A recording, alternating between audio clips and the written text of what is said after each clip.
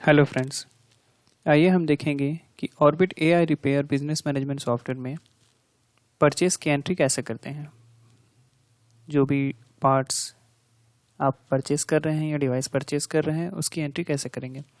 Entry करने के लिए आप ट्रांजैक्शन मेनू पे आएंगे, परचेस पे क्लिक करेंगे या फिर शॉर्टकट की F7 है, जैसे डैशबोर्ड पे हैं आप या फिर किसी सेक्शन पे हैं, F7 प्रेस करेंगे, परचेस का रिकॉर्ड पेज ओपन हो जाएगा आपका। देन रिकॉर्ड पेज में आपको मिलेगा जितने भी परचेस एंट्री हुए हैं अभी तक वो सारे लिस्ट आपको मिल जाएंगे, किसका कितना बैलेंस बाकी है, कितना आपने पे कर चुका है टोटल, किसका जीरो बैलेंस है।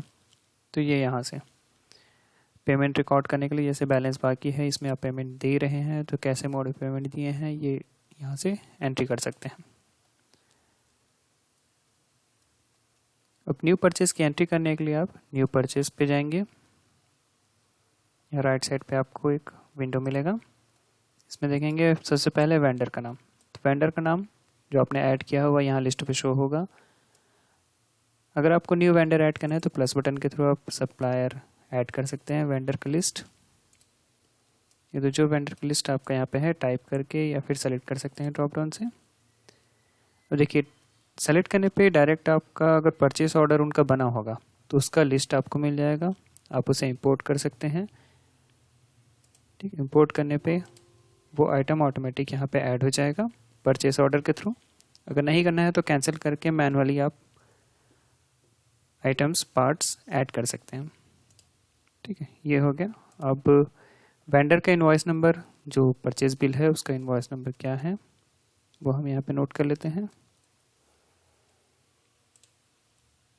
देन उसके बाद अगर प्रोडक्ट का बार कोड से स्कैन करना है तो बार कोड स्कैन करते जाइए, क्वांटिटी अपडेट करिए, ऐसा कर सकते हैं continue. Add item and other अगर ऐड करना है आपको तो यहाँ पे इस बटन पे क्लिक करेंगे, एक और रो जनरेट हो जाएगा, जितने बार क्लिक करेंगे आपका रो जनरेट होते जाएगा। फिर यहाँ लिस्ट से या फिर बार कोड से स्कैन करके आप सेलेक्ट कर सकते हैं इसकी क्वांटिटी कितनी है। ठीक है, क्वांटिटी अपडेट करेंगे, ये 5 है, उसका परचेस रेट क्या पड़ा है, क्वांटिटी 6, इसकी परचेस रेट। जैसे जिस पे आपका सीरियल नंबर रिक्वायर्ड रहेगा उस पर क्वांटिटी एंटर करने के बाद आपका सीरियल नंबर एंट्री करने के लिए ऑप्शन आ जाएगा। यहाँ पे आप सीरियल नंबर एंट्री कर सकते हैं। जैसे 6 क्वांटिटी हमने ऐड किया तो 6 सीरियल नंबर हमें यहाँ पे एंट्री करना होगा।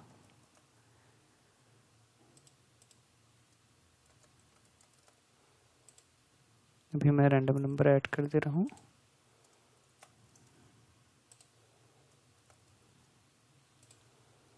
ठीक है, 6 से ज़्यादा आपको ये नहीं लेगा और 6 से कम भी अप्लाई नहीं होगा। ठीक है, तो ये हमारे सीरियल नंबर हो गया। यहाँ पे शो कर रहा है कि सीरियल नंबर कितने होने चाहिए और कितने हैं इसमें ऐड हो चुके हैं। ठीक है, तो इस तरीके से हमारा परचेज का एंट्री कर सकते हैं। देन नीचे में आपका अगर डिस्काउंट वगैरह कुछ दिए हैं तो वो ऐड कर लेंगे, freight charges, round up, payment mode अब कैसा है, कितना अमाउंट आप पे कर चुके हैं। टोटल बिल बनाया हमारा 41,124 रुपये, मान लीजिए हमने 21,124 रुपये पेमेंट किया गया है। बैलेंस यहाँ पे दिखा रहा है 20,000 रुपये। परचेस नोट में आप लिख सकते हैं देन परचेस, ये हमारा परचेस बिल सेव हो गया, यहाँ टॉप पे शो हो जाएगा आपका। ये परचेस नंबर हमारा यहाँ का दिखा रहा है और वेंडर का इनवॉइस नंबर जी, ये हमारा सिस्टम का और ये हमारा वेंडर का इनवॉइस नंबर।